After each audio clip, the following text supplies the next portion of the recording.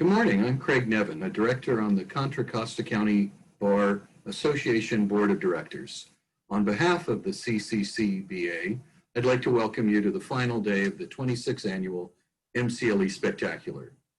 First, I'll hand the mic over, and I want to thank Bryan Winter and thank Miller, Starr, and Regalia for sponsorship of this annual event and your continued support of CCCBA. Bryan? Good morning. My name is Bryan Winter. I'm a land use shareholder at Miller, Starr, Regalia. We are a 50 attorney law firm based in Walnut Creek, California, with three main practice areas, including real estate litigation, real estate transactional, and land use entitlements and litigation. We author the leading real estate treatise in California that is the most cited treatise by judges at California's appellate courts and California Supreme Court. And we're pleased to sponsor this year's annual MCLE Spectacular with respect to this issue, and look forward to discussing today's program this morning. Thanks, Bryan.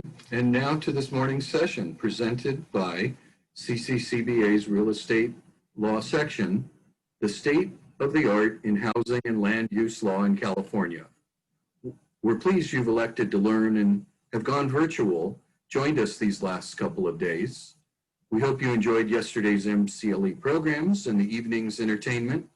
I think you would agree it's a good time to laugh a little, especially these times. Today, you have a full morning of MCLE.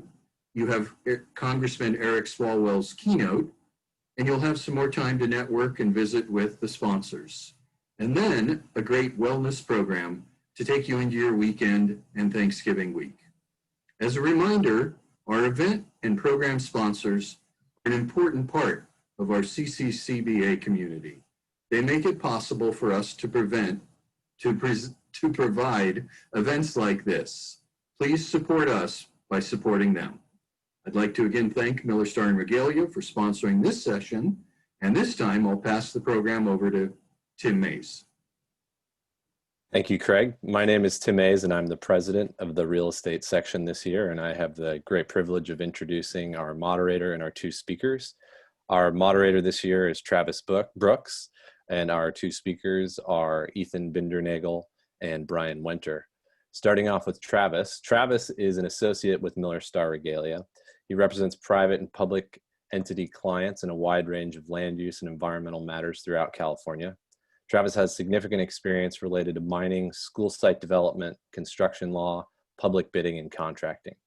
Before becoming an attorney, Travis clerked with the California Assembly Committee on the Judiciary and worked on political campaigns in Colorado, New York, and Washington, D.C. A native of Saratoga Springs, New York, Travis is licensed to practice in the states of California and New York. Ethan Bindernagel is the planning manager for the city of Walnut Creek, serving the community in that capacity since mid-2017. Ethan joined Walnut Creek in 2006 and previously worked in a variety of roles with the Community and Economic Development Department as both a mid-level and then senior planning staff member.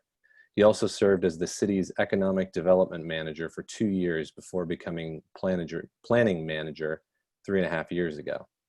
During his tenure with the city, Ethan has been involved in the project management of several high-profile projects, such as the Orchard Shopping Center on the east end of town, as well as commercial development downtown, including 1500 Walnut Creek, home to Rooftop, Teleferic Barcelona, and Tony's Slice House at the corner of Main and Mount Diablo. More recently, Ethan has been involved with development of several housing projects in Walnut Creek, including market rate and affordable projects, among them VIA, 1910 Noma, and the BART Station redevelopment. His staff also shepherded through 2 recently adopted downtown-specific plans that envision production of thousands of housing units in proximity to transit in downtown Walnut Creek. A native of Cleveland, Ohio, Ethan received his bachelor's degree in public policy from the University of Chicago, as well as a master's degree in community planning from the University of Maryland. He lives in Lafayette with his wife and 2 young children. And finally, Bryan Winter is a shareholder in Miller, Starr, Regalia's Walnut Creek office and a member of the firm's land use department. His practice centers on land use, environmental compliance, and local government law with a focus on obtaining and defending land use entitlements throughout California for a wide range of complex development projects. He represents and provides strategic advice to developers, home builders, landowners, and public agencies in all aspects of land use, including obtaining approvals of general plan amendments, specific plans, plan development, zoning and rezoning, subdivision maps, conditional use permits, variances, and other approvals. He has also helped draft several recent housing production statutes. Bryan previously served as city attorney and assistant city attorney for the city of Walnut Creek. He's also represented many other public agencies as outside special land use counsel. Bryan is a graduate of the University of Oregon and has a master's in regional planning and law degree from the University of North Carolina. It's my pleasure to pass it over to Travis. Great, thanks a lot, Tim. So I'll start, sort of as moderator, giving an overview of sort of what we're going to talk about today. We'll start with Bryan giving a background on traditional land use approval processes and approval law in California. He'll then go into a little bit more detail about recent changes specific to housing development projects, legislation that's intended to streamline the housing development approval process and limit local jurisdictions' discretion to deny certain housing development projects. We'll then move into a more sort of real-world discussion with Ethan and Bryan, where they will talk about sort of their in the trenches experience, sort of working within the confines of these new laws. And then we'll finish by sort of looking forward and hearing from Bryan's perspective and Ethan's perspective, measures that they believe could sort of help, further legislative measures that could further help, boost the housing supply or make existing laws and regulations more workable. I think before we get into the substantive legal discussion, it's helpful to sort of just understand the background and the depth of the housing crisis in California. And I think that part of what makes this discussion we're having so important. Right now, California is 49th in the country as far as per capita housing supply. According to a recent study, and most studies estimate that average housing costs in California are 2 to 2.5 times higher than anywhere else in the country. That corresponds to a 50% higher average rental cost for renters in California. That's had profound impacts on average Californians and people trying to make a life here. And according to Bloomberg, when adjusted for cost of living, California has the highest poverty rate in the country, which is pretty staggering. So, a lot of the housing legislation you're going to hear Bryan speak about and we're going to discuss is aimed at remedying what is, I think, a major crisis and a threat to, California's viability moving forward. In 2016, when a lot of legislation sort of began getting put together, it was estimated that 3.5 million new housing units would be needed by 2025 to put any sort of discernible or sizable dent in the current crisis. And I think most estimates are we're not meeting that goal yet. So this is an important discussion to have, and I think it's an important thing for people to be thinking about, especially land use attorneys and planners in local jurisdictions.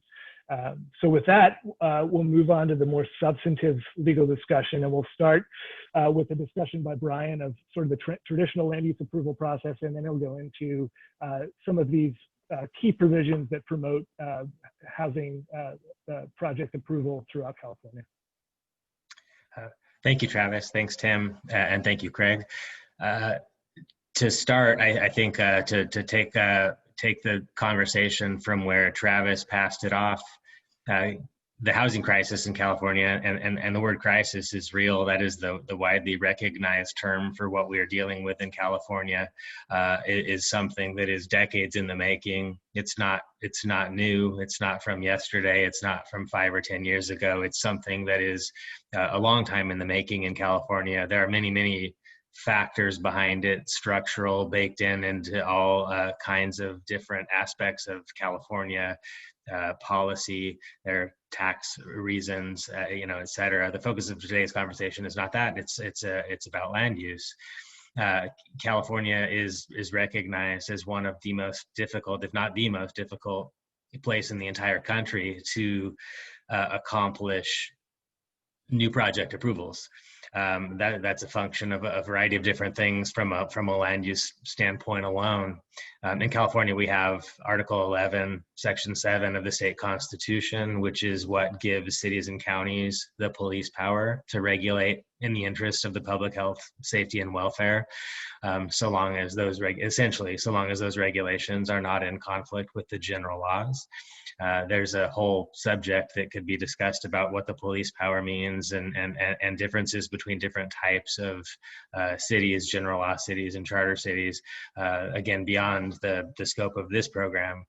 But taking the issue generically, the police power in California has been interpreted by the courts over the years to basically confirm that cities and counties, the land use agencies in California, have wide and deep land use authority on a wide range of subjects. The range of authority that cities and counties have include aesthetics. Again, the notion here and the principal foundation for the breadth and depth of the authority that cities and counties have in the land use arena, and I'll say traditionally, is the general welfare clause of the police power in the state constitution. That clause has been interpreted very, very broadly. Courts defer, generally speaking, to legislative determinations about the interpretation and implementation of their own general plans, specific plans, and zoning, and the manner and ways in which they approve specific development projects pursuant to those land use regulations. That means that has meant traditionally that when developers of any kind of project that are seeking approval in a public agency, and this is again is even setting aside CEQA, when proponents of development are seeking approvals in a public agency under traditional land use requirements, they are fair to say that they are beholden in some way to the local decision-making process. As I sometimes describe to my clients, the land use process, or to be an effective land use practitioner, requires that you both be effective at the law, but you also have to be a good student of politics and strategy. All three of those. So it's as I see it, it's a three-legged stool in essence, and the legs of the stool are not always static. Even the law, but particularly the politics and the strategy. Many people have the perception, and I agree with it, that even the change of one member of a planning commission or a city council means essentially that you're dealing with a new commission or a new council. And one member can have a major difference. So under traditional land use practice in California, with that foundation, developers of any kind of project are working and hoping to be able to navigate a complicated legal and political environment in which the strategy to accomplish project approval may shift over time, especially with respect to a complicated project, a project that has a profile, that has a level of opposition, et cetera, where the ability to navigate the approval of a project over a long period of time with changing politics and a strategy that needs to adjust is part of the equation. Again, I'm setting aside CEQA, which is perhaps the lowest hanging fruit out there for those that are opposed to new development of various stripes. But the land use legal regime by itself makes it very challenging. That has changed in recent years, as we will get into, but what historically has meant that land use applicants are working, and should, no matter what, working cooperatively with public agencies, building trust, building relationships, working to accomplish objectives. And I think it's important to bear in mind also that from a land use standpoint, there is some sort of a partnership between the land use applicant and the agency. It doesn't mean interests are exactly aligned at all points in time, but generally, in my view, the notion is that the interests of the applicant and the agency are aligned, at least in some way. And if you successfully accomplish a project approval, they are aligned, and they're aligned in the eyes of the law. But building up the level of trust, being able to work across jurisdictions. California's the government code, which contains the state's planning and zoning laws, sets up limited requirements for how land use procedure happens in local agencies. So there are a limited set of rules that accomplish or that describe and require the levels of the levels and types of public notice that are required for development projects, as well as for how local general plans are adopted and amended, and how local zoning is adopted and amended. But the details are actually left to large extent to the various local agencies. And that in large part explains why, never separate and apart from the politics, but that in large part explains why the legal structural aspects of how land use processing happens differently in different agencies is the case, because the legislature is not mandating and diving in and dictating a granular level of detail about how local land use process occurs. That's perhaps a double-edged sword. It leaves much latitude and flexibility for local decision-making in the land use arena, but it also makes it challenging for those who are trying to secure project approvals, especially as NIMBYism, not in my backyard, has grown over the years, become more rampant, more powerful, and local appointed and elected officials tend to respond to it, in my experience, more and more. Ethan, I don't know if you'd have any perspective on that. Let me make another comment. There is a vast difference across public agencies as well, in terms of agencies that overtly go out of their way to comply with the law and to be productive and be solution oriented. And while staff cannot guarantee that anybody's project will be approved by local commissioners and council members, the support and cooperation and creativity of agency staff can make a big difference. Walnut Creek has been extraordinary in that regard, in my opinion, over the years, being cooperative and productive and working to give developers an opportunity for an up or a down vote by those who ultimately make a decision, and without that being bogged down and tied up at a staff level where the decision is ultimately made there. That is not true of all communities, but I will give props to Walnut Creek for that, and see if Ethan would like to add any other comments to the ones I've just made. Well, I think you covered it pretty well. Thanks again for the invitation to be here. I'm happy to be here. I've been with the city a bit, 10, 15 years in Walnut Creek. And I just wanted to emphasize that I think there is a difference. And you mentioned, and certainly we in Walnut Creek appreciate the wide latitude that the state affords, mostly to cities, to determine their own fate, their own destiny, their own futures relative to development, et cetera. And I agree with you. I think Walnut Creek has been responsive to the needs of community changing and providing for housing. I think as part of the bio introduction, there was a mention of our specific plans that we just recently adopted, envisioning many, thousands of units of housing to come to Walnut Creek. But I will say that I think, and I appreciate the argument, and I appreciate the sentiment that wide latitude can also cut the other way, and it is a double-edged sword. And so I think that's where we have to figure out how to kind of strike the balance going forward. I know we're going to get to topics like this later in the program, but I'm glad you mentioned that, and I may return to that at a later time. But so far, so good, Brian. Please keep it up. Well, yeah, and I think maybe an early takeaway for I don't know who the audience is at this point with a recorded presentation, but I would think a key takeaway at this point would be that there is a difference with different types of development projects, and there is also sort of a temporal difference between, especially with respect to housing, which I think we're going to focus mostly on here in a little bit. But there's a big difference temporally in terms of how land use practice and how housing development is accomplished now versus how it was at different points in the past. And you can look at that at various different points, from the 70s, 80s, 90s, even 2015, things are very different. And I've had occasion to explain that difference in a couple of different contexts with respect to different projects that I'm processing in different communities.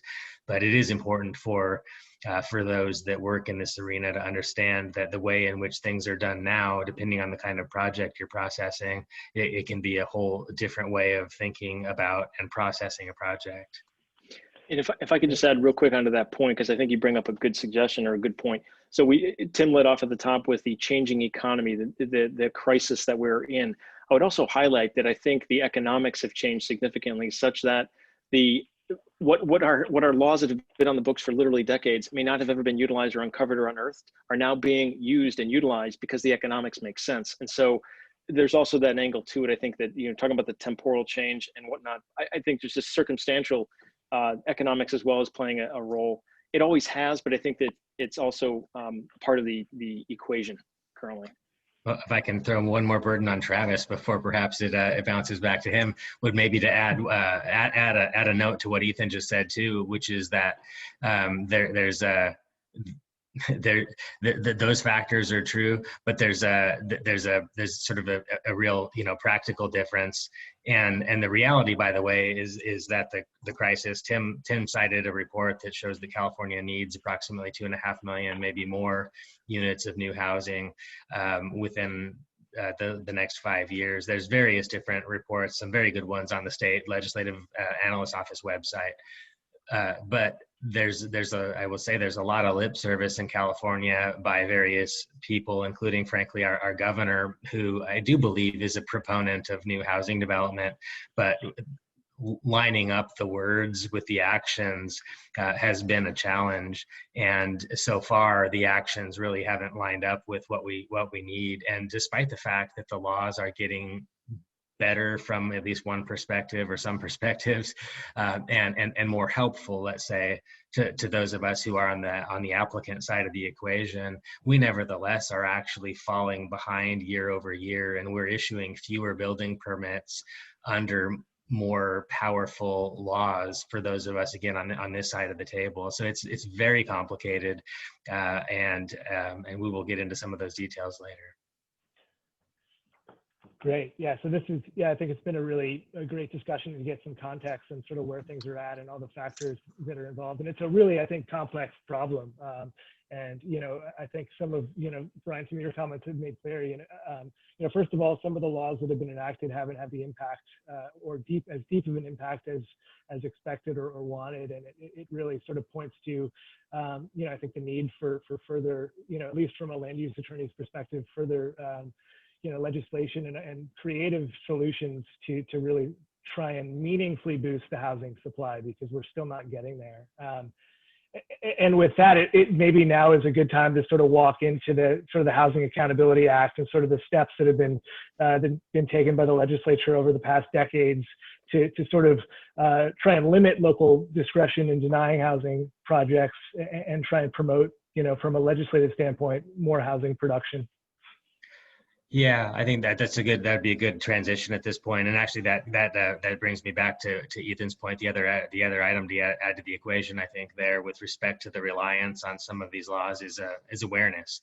In my experience, there has been some level or some lack of awareness by developers, by housing developers and home builders, and that has also led to some lack of use of the tools that are available. But with the way the profile of some of the changes that have been made over the last few years, the level of awareness has risen dramatically, as well as with respect to some of the projects that have been able to successfully rely on these laws and that are being addressed in the courts and that are getting attention in the newspaper.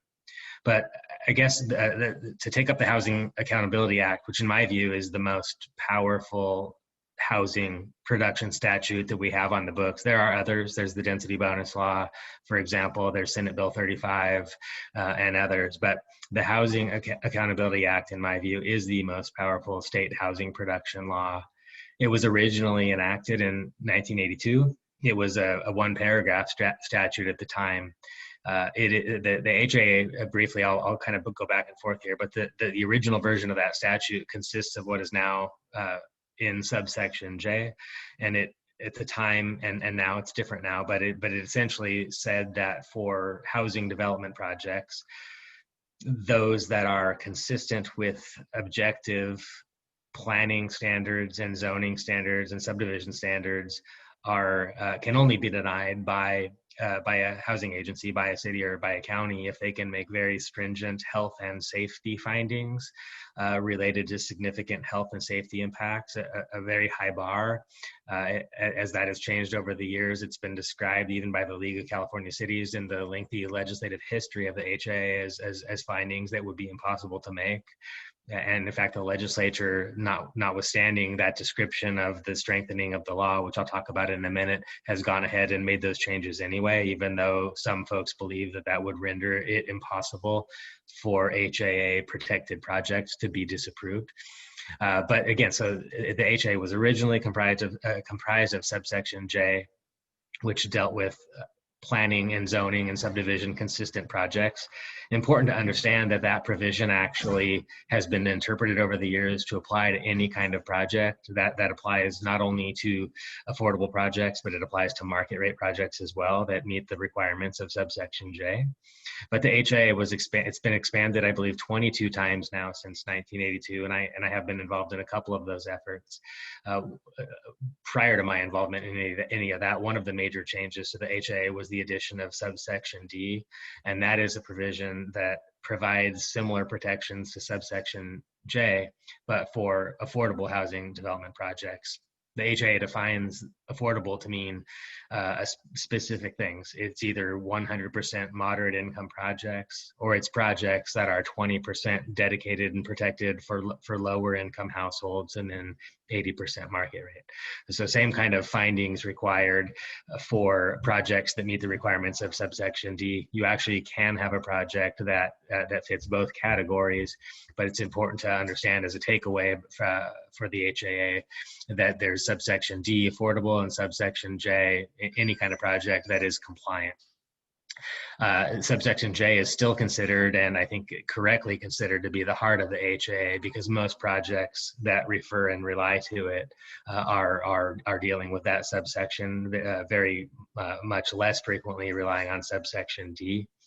The HAA, again, as I said, it's been expanded and amended about 22 times over the years. The findings in the HAA are powerful and they're important. They explain very clearly the legislature's understanding of the housing crisis. They explain very clearly the legislature's view of the role that local agencies, not all, definitely not all, I'm not thinking of Walnut Creek here, but that some local agencies have played in the creation of the housing crisis by virtue of how they've handled applications for new housing development. And the legislature even recognizes, in fact, the negative environmental role of the lack of new housing production in California and the disapproval of housing development projects. And actually, a close reading of the statute would say that an agency that chooses to disapprove, if it can lawfully make the findings to disapprove a housing development project, nevertheless must study the negative environmental consequences of that action. So it's very powerful stuff. It's worth a close read.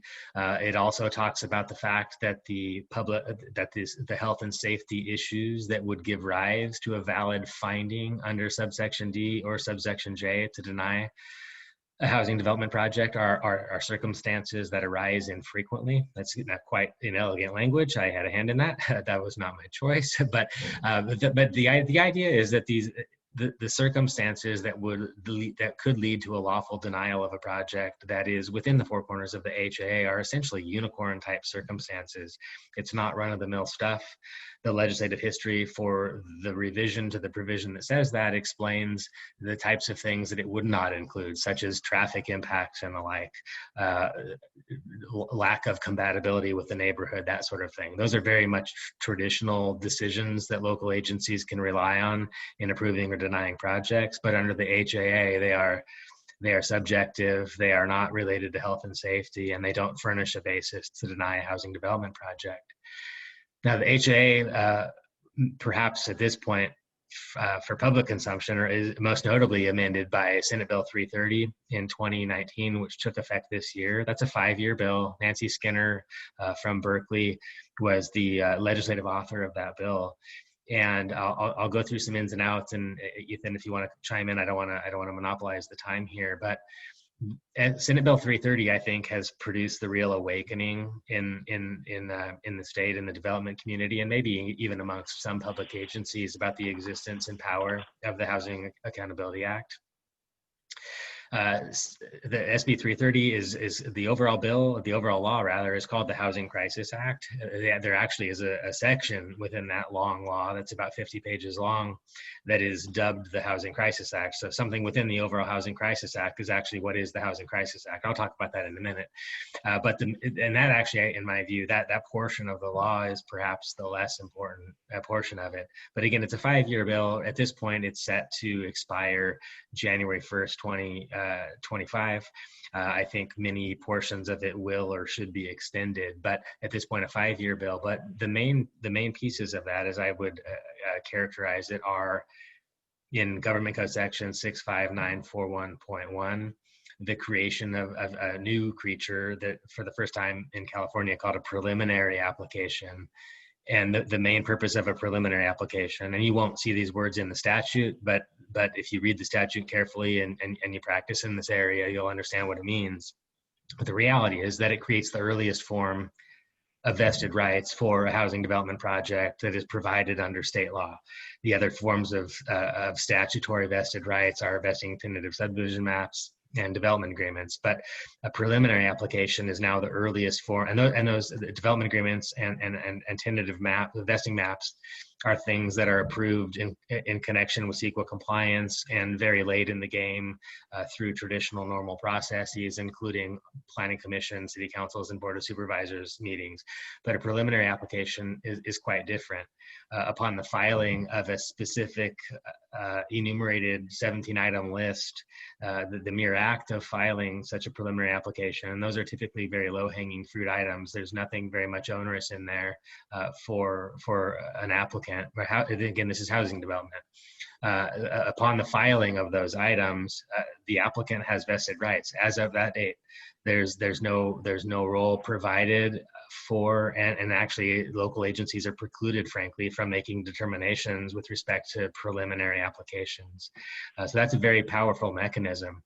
The applicants nevertheless must take that preliminary application and have it deemed complete in the normal fashion that has long applied under the law, and they have to do it in a timely way in order to preserve those vested rights. But in terms of locking in the rules, and this can be especially important when you have a community that is perhaps in the midst of engaging in a process that would downzone or reduce the otherwise allowable intensity or density of use. So when you're dealing with a dynamic playing field, it can be very helpful and important for a developer to be able to file an application compliant with the preliminary application requirements and lock in the rules at that point. And so even if the playing field changes subsequent to the filing of the preliminary application, the applicant, if the applicant continues to follow through and comply with the other requirements of the law, locks in the rules that are in place as of the date of the filing and can process and obtain approval pursuant to those rules. So that's a big important aspect of SB 330 that I think perhaps is less publicly known. I think developers know pretty well about it at this point. And another is a streamlining item for projects that meet the requirements of SB 330 housing development projects. There is a stream, and they do not require discretionary legislative approvals such as general plan amendments, specific plan amendments, and rezonings. But let's say it's a project that requires a conditional use permit and or a map, a design review perhaps in order to be approved. SB 330 establishes a 5 hearing limit for that process. It's broad. It defines the term hearing very, very broadly. It covers everything that a local agency might schedule, study sessions and the like. And it also provides that continued hearings are additional. So it counts against the 5. So if you have a planning commission hearing, let's say on January 1st, 2021, and the item is continued to January 15th, 2021, that continued hearing would count against the 5. That would be hearing number 2, even though it's a continued hearing. So powerful stuff. There are also new definitions from SB 330 that came into the HAA. There's a stringent definition of objective that is borrowed from SB 35 that is along the lines of a building code type standard. And there's another provision, subsection F1, that mandates that agencies interpret their plans and their zoning to facilitate the approval of the project at the density proposed by the applicant. So that's kind of an additional thumb on the scale in favor of the project that is compliant with the general plan and the zoning. I'll take a breath there, Ethan, let you weigh in on some of that. And yeah, thank you, Brian. I think my staff and I have been grappling with well, we always heard about, we get hints of legislation moving through the pipeline, what was getting closer or not, what was likely to be passed, and then lo and behold, something does get adopted and it's signed into law, and as of January 1, get ready. And I feel as though that has been the pattern for cities, and I'll just speak to Walnut Creek, but generally I think cities have been, yearly looking at the legislative session, okay, what's coming out this time? And it has put, and again, we can talk about this in a little bit, but on the practical level, addressing these constantly changing rules around, and you highlighted beautifully the SB 330 examples, that is a fundamental change for the city of Walnut Creek and for any city to have a limitation of 5 public hearings. I can tell you for a project that would require, say, a tentative map and design review in Walnut Creek, that's at least 2 hearings because it's likely 3. But the point is, you have a hearing with our planning commission for the map, and you have probably 1 or 2 hearings with our design review commission. It's not overly cumbersome or onerous, in my humble opinion. But that said, there are also, we have to think about now, because there are only 5 hearings afforded. Number one, do you continue? Don't try, that's not a good idea. And secondly, what about appeals? Appeals are official hearings. So you've got to think through and factor in all the what ifs. When you're looking ahead at an entitlement, you're looking at a schedule for a project that qualifies under SB 330. So again, housing production related, not necessarily the commercial, although I will say mixed use is an interesting, right? So there's the projects that are mixed use. That's the confluence of a couple of different uses, commercial and residential, for those that qualify under SB 330. That's another added wrinkle as to how do you process those, because commercial and residential aren't always the same and require perhaps different levels of reflection and review. But that said, we continue to strive because we want to be compliant with state law, because what chance or what choice do we have? But that said, it does present a challenging environment, I think, for cities, especially like Walnut Creek, who I think has by and large been a good actor, faithful actor, and dependable actor relative to development. These are issues that we're grappling with as cities in the state. I think you raise a good point, Ethan. The laws, not invariably, but quite often, and maybe the majority of the time, end up being one size fits all of some form or another. There are definitely exceptions. There's all kinds of variations, and we could talk about those. But you raise a good point, right? SB 330, and when I can tell you from conversations in connection with the drafting and consideration of the different aspects of that bill, and that's actually, I should maybe bump out to the last point that I mentioned earlier, that there is within the Housing Crisis Act a section that is the Housing Crisis Act, and that's new section 66-300, that actually literally is the Housing Crisis Act. So the conversations were, some of this stuff should be good government. Every city in the state should do things, this way. There should just be there should be more certainty for applicants. There should be, less process. There should, less room for NIMBYism, that sort of thing. And that sort of thing should apply to every community in the state.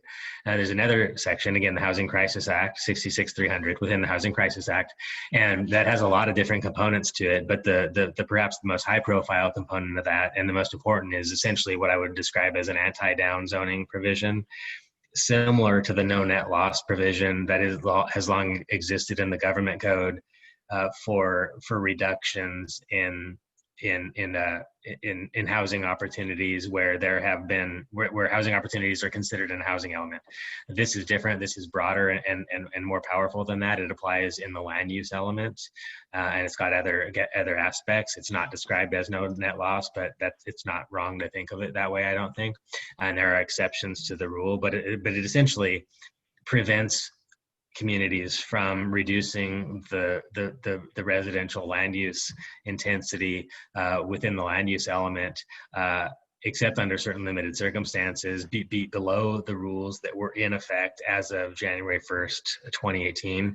I'm dealing with that actually now in a nearby community, and we're dealing with a provision in there. There's sort of an exception, basically, that an agency can it doesn't prevent agencies from changing the rules, but it prevents agencies from changing the rules except under certain circumstances, one of which is if the agency makes a concurrent change to the rules somewhere else in their community so that the overall level of residential intensity is not reduced. That can mean a lot of different things. The situation I'm describing is one where there's an ongoing specific plan downzoning process, and there is an effort to shift more than 100 units from a planned area to another part of the city within the four corners of another project that had nothing to do with the specific plan, was never referenced in that project, never considered in the environmental impact report or otherwise, and happened at a different point in time. Of course, concurrently means at the same time. It doesn't mean at some reasonable point in time or whatnot, but it's something to think about. And some of these laws, there are exceptions in some of the laws to, in the case of agencies that are demonstrating compliance with respect to their compliance with their regional housing needs obligations and the like. And I think probably there should be more of that. The agencies that are demonstrating more and more responsibility and compliance with those requirements ought to retain more and more of their control, and those that don't probably ought to have it reduced. So that sort of notion would hopefully help with communities like Walnut Creek that are going above and beyond, quite obviously, to approve new housing. Great. So that might be a good transition just to talk to you, Ethan, from your perspective as planning manager in Walnut Creek, sort of how it's been navigating, pretty somewhat seismic shifts in the last couple of years, through SB 330. I guess, first of all, are you finding that you're receiving more housing development project applications? And then secondly, is the public educated, as to the changes, and is there, concern among Walnut Creek City residents, that the city's losing discretion and that there's new housing? So interesting set of questions there, Travis, and I'll try to unpack them one at a time. So the level of interest in Walnut Creek, thankfully, has remained relatively consistent even through the downturn. And it's not to suggest that we have the same level of applications filed with the city of commercial or residential nature, but it is to suggest that we continue to have conversations with developers and others who, pending the outcomes of credit markets in the future, they may have financial ability to pursue, but they are still having conversations. And so what that leads me to believe is that there's still an interest in Walnut Creek, and we'll continue to, to benefit from that. But just to touch on a point that Bryan made, we have had literally decades. Our first master plan, the little master plan from I think it was 1951. So we have 7 decades worth of planning, envisioning and long range planning in the city of Walnut Creek. We specifically kept Broadway Plaza, for example, downtown as a not as a neighborhood serving, but as a core function of, as a retail component that then has spawned and brought forth a lot of great opportunities, both commercially and residentially. We are blessed with an opportunity connected to the region by 680, Highway 24, and BART. We also have, we've become active in the transportation arena more and more to include opportunities for bicycling, et cetera, et cetera. So there's opportunities and there's reasons to want to develop, I like to think, in Walnut Creek, and the reason it's remained attractive. But the challenges that we're discussing today presented, I'd like to think that we do things not perfectly, but we do things pretty all right in Walnut Creek, and that we are development friendly. I don't think I've ever heard us accused of not being development friendly. Maybe a couple of choice applicants have made that point, but I think generally the vibe is that we're pretty receptive. And that's been from our forefathers and foremothers making the commitment to long-range planning and allowing for growth, et cetera, through our general plan policies, and then the implementation in our zoning. Then comes along the state with various, in response, one size fits all, to Bryan's point of, look, the state in general is suffering. We got to do something. And so Sacramento gets busy on providing solutions to problems that don't always uniformly, the solution doesn't always uniformly apply. Not all communities are created the same, even within the same region. And I think that if you look around in the region in Contra Costa County, you'll see a difference in approach to development from jurisdictions throughout that area up and down the 680 corridor. And so what I'd like to suggest is, while some of those laws, SB 330, the most recent of the batch, there was bandied about SB 50 at some point, right? And there is sensitivity to those jurisdictions who we believe have taken the responsibility to provide for housing and opportunities, and not just market rate, let me say. And I want to give a shout out to our housing program manager, Margot Ernst, who through literally decades has garnered the support for, and our council has provided funding for affordable housing as well. So we try to be comprehensive in that approach to provide a livable, workable, quality community. But the state laws that then come through look to change, not perhaps intentionally specific to Walnut Creek, but everyone gets painted with the same brush, so that you have unintended, at least in Walnut Creek's eyes, unintended consequences of duplex or quads coming into single family neighborhoods where people do get upset by that. And while we haven't had a lot of applications to that effect, knock on, and there's wood right here. I feel like I'm in a penalty box, by the way, apologies for the background. But that said, let me just point to the fact that we've had some SB 330 applications come through. We are processing them diligently in accordance with the law, but we are always keeping a wary eye through our legislative liaison in our city manager's office to say what's going on, and we have regular dialogue, because it's somewhat unpredictable. We like to think we're doing the right thing, but we realize not every community does, and that the state is looking at broadly, right, as a solution, like how do we encourage housing? And so there are some unintended consequences that I think we are grappling with. The 5 hearing limit is one. Not that we take 5 hearings on every project, but the point is it's now in the back of our minds, like, okay, we really got to watch where we're at. The objective design standards that are being cited more regularly now, we're going out, and we had some design guidelines on our books that were, some of which were objectively written. Others were more aesthetically pleasing, a lot of adverbs and other things that were open to interpretation. We're trying to get to a point where, to Brian's point, it looks like it reads like a building code, and yet you're trying to describe, in nature, or you're trying to describe something beautiful in building code terms. And so it's a real challenge. I mean, we have taken time to be mindful of how to preserve the community characteristic in very objective terms, and it is a challenge. So these are some of the things that we are having to confront, because I think people are becoming more educated, development community, and aware of the possibilities given their awakening to, or the debates around in the development community around these state laws. So I think there's a bit of an awakening. Have we seen gangbusters applicate? No. Have we seen density bonus law applications? Yes. Have we seen an SB 35? Yes, presently. Do we have SB 330? Yes, we do. So we've seen all 3 that Brian mentioned as kind of the pillars, if you will, or somewhat the pillars of some state laws. And we continue to adapt, and because we have to, and we will. But I'm not going to say it's not without challenge, especially during a pandemic, when we're all trying to balance what does the future look like, and yet we're also keeping an eye on Sacramento, say, and now what changes are coming next. There are a lot of aspects to this, so we can go on and on, but I don't know if Brian wants to chime in, and you've worked in a lot of other communities and maybe have some perspective there too. I know you've commented on that to some degree.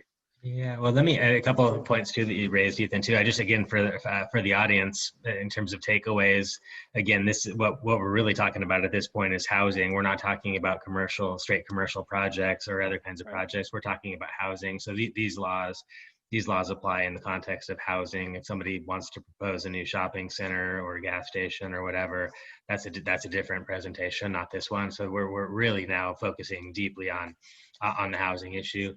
Your points are all well taken, Ethan. I agree, and I've seen firsthand, both when I was a city attorney, as well as on this side of the table, the burdens that are foisted upon the agency when they're in the position of having to grapple with these pretty dramatic changes in the law that have really shifted how land use practice has happened for these kinds of projects. And to add, this, right, we're completely avoiding the CEQA conversation, which is another layer of complexity entirely.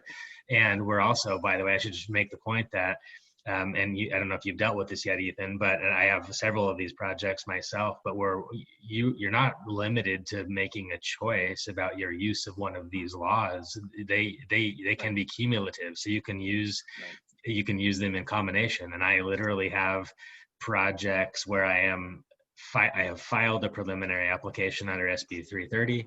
I am seeking a CEQA exemption.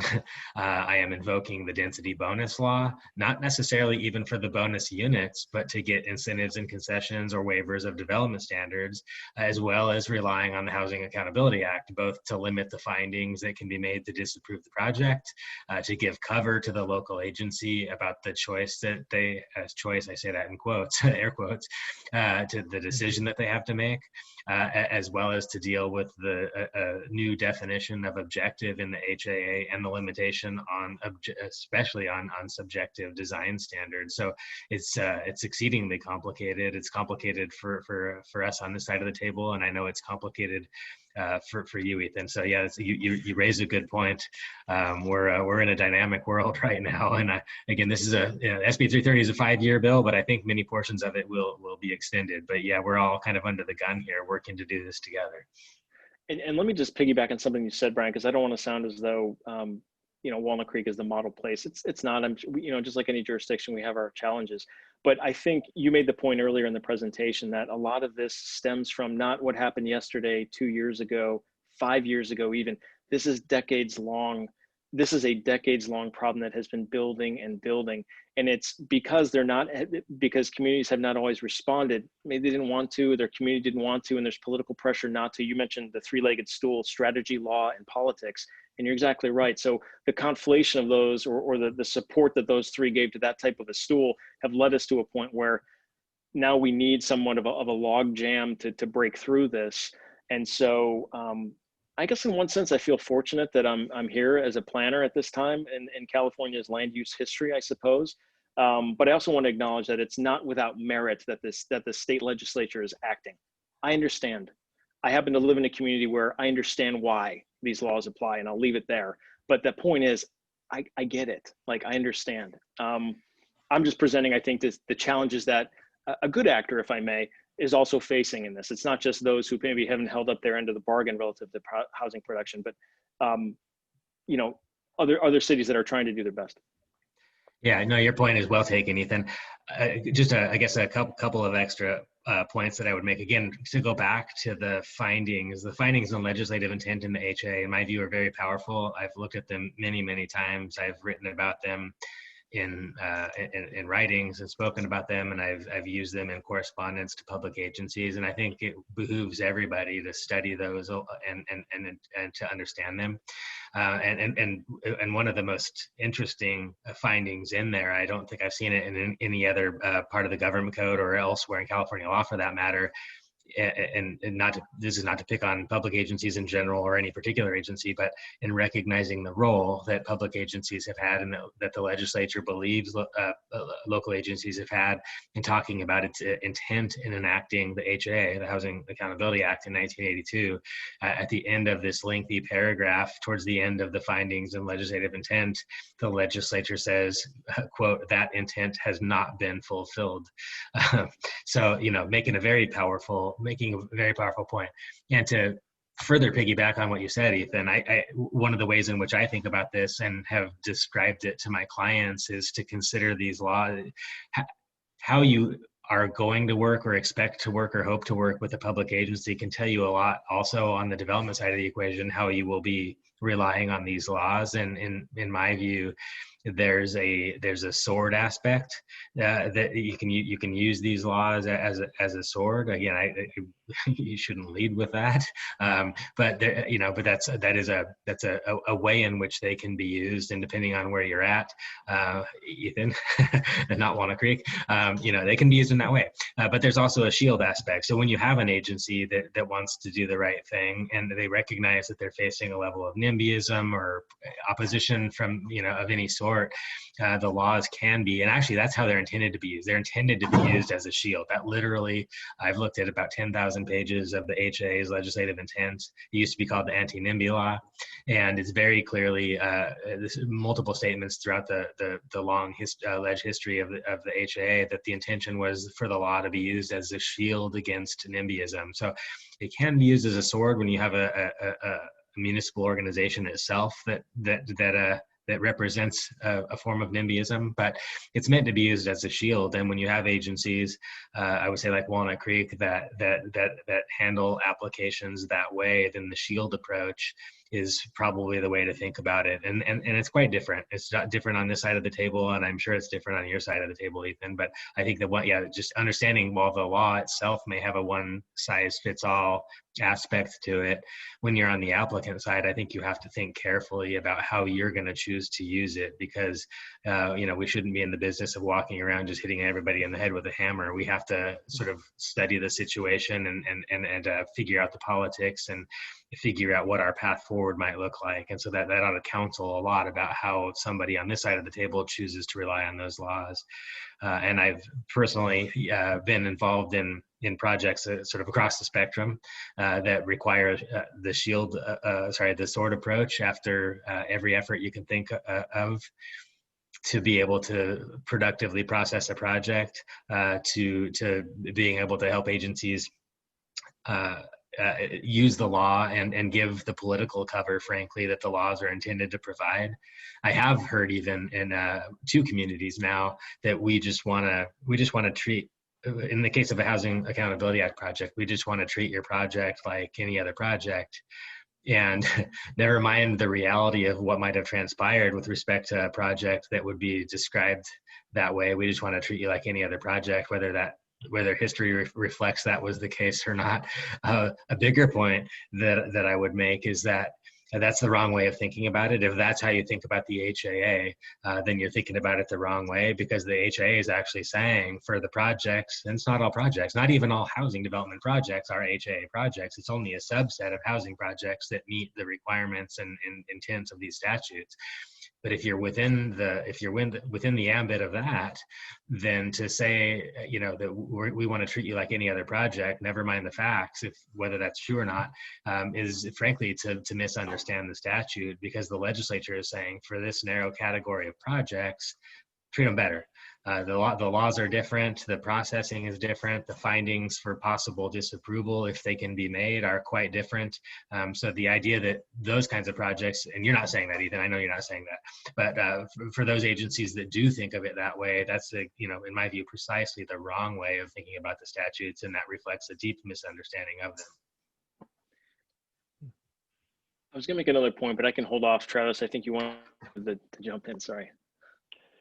Oh, no. Yeah, I mean, I guess I'd ask sort of a general question to Bryan. Are you finding that most jurisdictions are educated about, sort of their limitations, the limitations in their power in some respects under SB 330? Or are you finding yourself, outside of Walnut Creek, of course, having to sort of guide these jurisdictions through the process? And then, how do you approach that? I mean, sword versus shield, I know, but, do you start by filing an SB 330 application, or do you sort of have an initial discussion, sort of educate jurisdictions, and then sort of move forward? I don't want to give away all my techniques, Travis, but hey man, they're magic. No, they're magic. Well, the first part of your question, however, I presume that we're full of attorneys that are listening to this, however many there are, but it's the classic, it depends.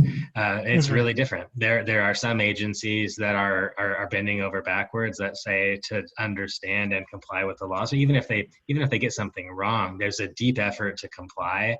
There's a city attorney for one of the largest cities in the state.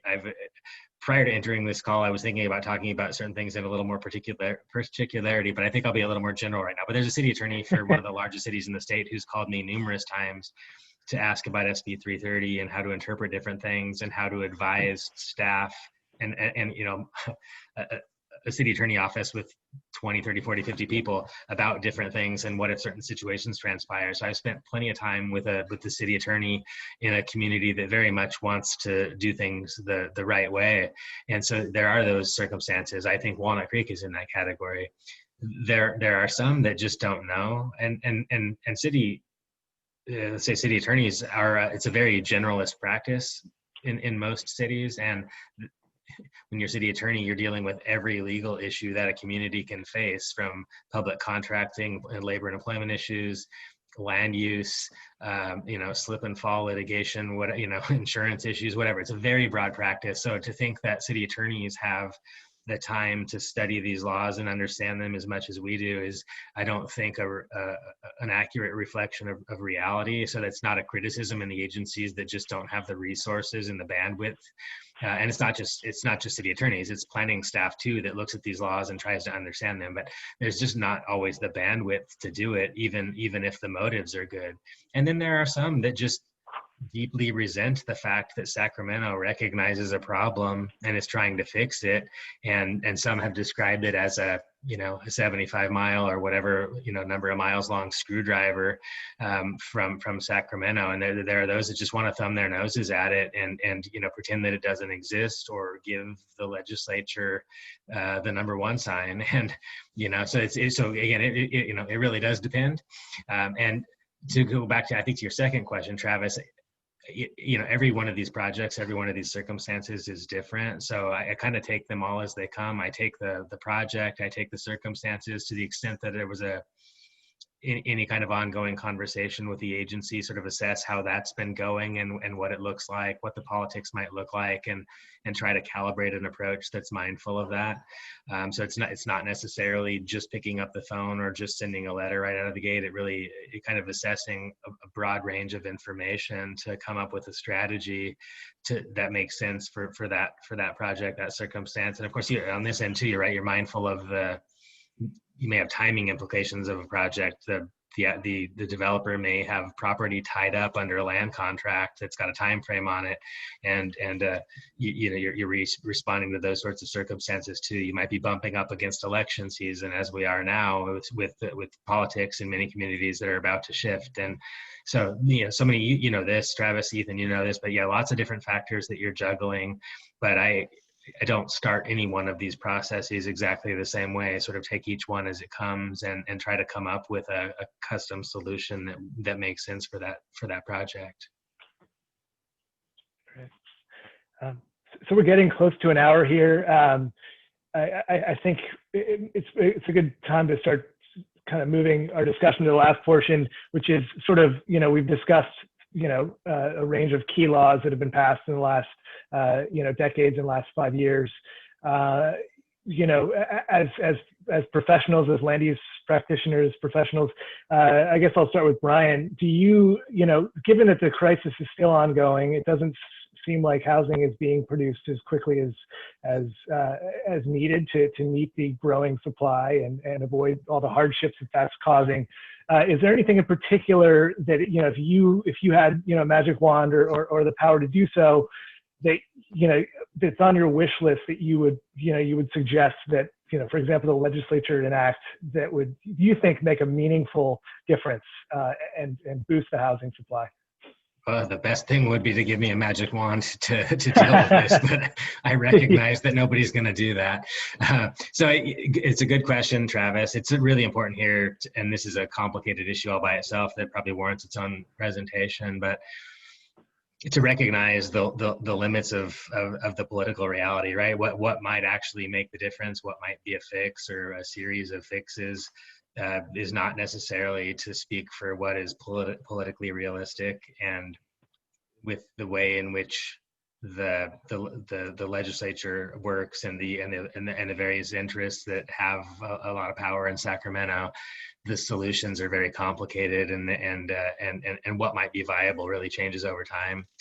Things like, for example, exempting all housing development projects from CEQA, or not going to happen. Making all housing development projects ministerial, which also, of course, would be exempt from CEQA. But those kinds of things. And Jerry Brown actually, I think, was the first one to propose something like that a number of years ago, prior to SB 50. I think it still would have been the most powerful way of addressing some of this. Very much a one-size-fits-all, but lots of political opposition and didn't get approved. But those sorts of things, would they make a giant difference? Yes, I think they would, but they're not, at this point, they're not politically realistic. The kinds of things that might be realistic, though, there's things that perhaps could be done in Sacramento, and there are even local things that could be done. Perhaps you could see some sort of a cost shifting mechanism in CEQA, or winner of a CEQA lawsuit gets his or her attorney's fees paid, that kind of thing, which is not the American rule in the law, that sort of thing. But local agencies actually have a lot of control over that. There's an agency that I've done work in where they have an incredibly high appeal fee. So if you, let's say, have a planning commission approval of a project and there are people who oppose it and appeal it to the city council, I believe it's the appeal fee is 75% of the underlying application fee for the project. So you can have appeal fees that are in the 5-figure range, whereas most agencies have very low appeal fees of $250. It almost encourages challenges, but agencies could readily adopt high appeal fees, basically. And if opponents want to challenge a project that has been approved, why should they not then foot the financial responsibility for doing so, as well as with, frankly, having them pay a deposit for the work that's anticipated in connection with the appeal, paying staff time and materials and the like, that sort of thing. There are little fixes like that actually local agencies entirely control that I think would make a big difference. But right now, I think NIMBYs are emboldened, and the laws are in many instances favorable to NIMBYs, and they've been given a lot of political play over the years, and feel like they have say and sway over many other people's property. I guess I would. Yeah, go ahead. Yeah, all really interesting ideas. And I guess, I'll pass it on to you, Ethan. Is there, if you had a magic wand, is there anything in particular that you would change just to sort of make your job easier, to make these laws more workable as you process housing development projects and, towards, I think, meeting the goal of having a workable system that helps, get worthy projects approved, but, causes less headaches for you? Yeah, I mean, I think that there's, and I have a couple of thoughts, but maybe they're broader in concept and larger in scope. But think about the inputs that drive the cost of housing. We've got a shortage of skilled labor, right? That is, at least that's what I've heard from folks who are like, yeah, I can't find. We've had examples of this in Walnut Creek, where we had a project that was underway a few years ago, and quite literally a bus pulled up, like a 15-passenger van in front of this site. And a rival company or whomever was doing a project in, I don't even know where, Emeryville or something. And they stopped by in front of this job site and said, hey, I'll pay you $10 more than whatever they're paying. I'm on a tighter deadline. And literally like 5 guys walked off the job. So there are things like this where you've got the competition for the skilled labor set that is in short supply. So maybe if there's a way for the state to address other inputs into the equation that's not just all on developers, but maybe there's a way that you can help in other ways. Maybe that's not a very well thought out idea, but I'm just trying to think globally, big picture, of how do you address the costs that are also a limiting factor in housing production, right? When you look at the cost of an ADU, an accessory dwelling unit, for example, and it's 6 figures in a $300,000 to $400,000 range, when you have all the hookup fees and permits and everything else, how is that sustainable if you want to make ADUs as a possible not savior, but another tool in the toolbox for communities to encourage housing production? Also, I would say, we've talked internally, and not that there's any official plan from the city of Walnut Creek or policy, but I've talked with staff and others in housing, et cetera, at Walnut Creek about how do we get more than just a development community on the hook, if you will, for development fees and everything else? Like, is there a way to include employers? Because when you have jobs far outpacing 8-to-1, 12-to-1, the number of housing units being produced, you're missing something there. And maybe there's a way, and again, I'm not a legislator, I'm not running for office, and I'm not working directly with one. So maybe I'm all wrong here, but are there other ways to address the impacts to housing? And that's, we have an economy that's white hot, gig economy, or at least it was. And so how do you make that linkage to make it more, if it's there, how do you strengthen it perhaps?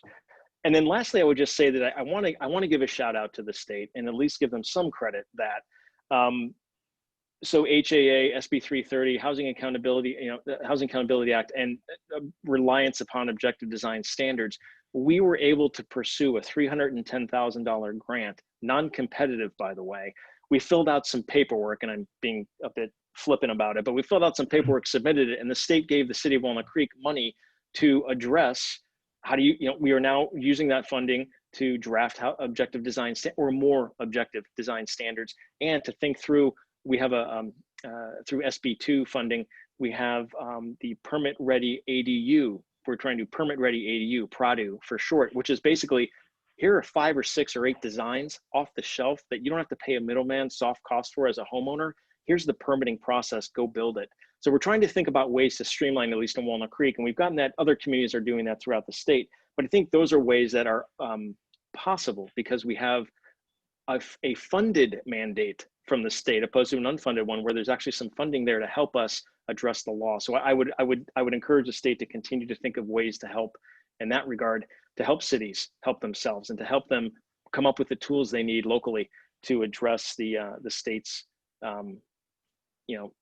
perspective, or to address the state's laws as they come down every year seemingly and they change. So I'll pause there or stop there. Great.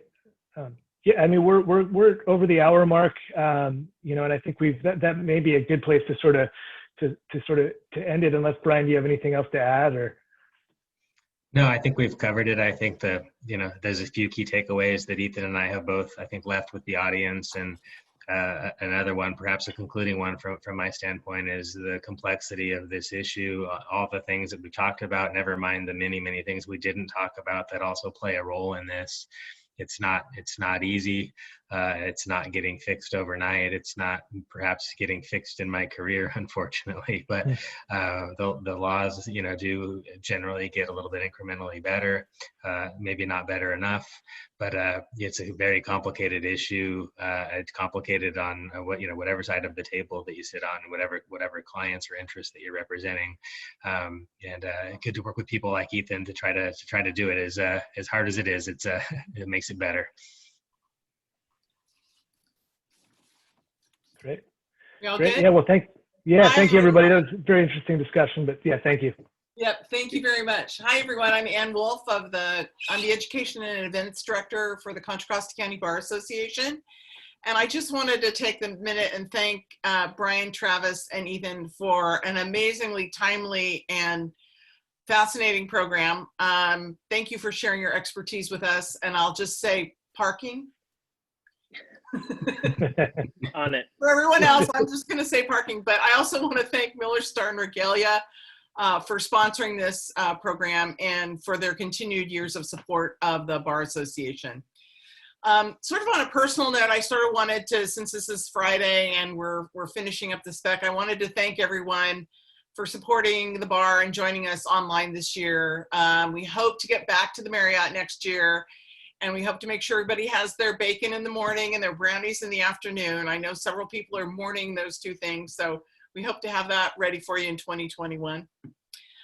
So now you are all invited to join a live Q&A discussion session with the presenters and immediately following my announcements. And you'll be able to get to that on the screen, below the screen on which you're watching the program. There's a link that'll take you directly to the live Q&A session. The materials and evaluation forms for this program can be downloaded from this session page. Just go to the Files tab above the chat, and the completed evaluation forms get to come to me. Your attendance certificates will be available soon. If you are a CCCBA member, your attendance certificate will be on our website in your member profile. If you are a non-member or would like more information on how to get your attendance certificates, see the FAQ tabs on the main page. Coming up next, after the break, the appellate section with Justice Peter Siggins will be asking the question, the Supremes said that? And then the family law section and the estate planning section will be asking the question, what happens when a party dies during a divorce? At our 12:30 keynote, Congressman Eric Swalwell will look at the 2020 election and the resulting impact on our courts and more. This afternoon, you can also visit our networking rooms and attend our wellness forum with Sarah Tetlow of Firm Focus and with our mindfulness practitioner, Gina Cho. Now, let's please click on the link below and join the live Q&A session with Bryan, Travis, and Ethan. I'll see you all there. Button.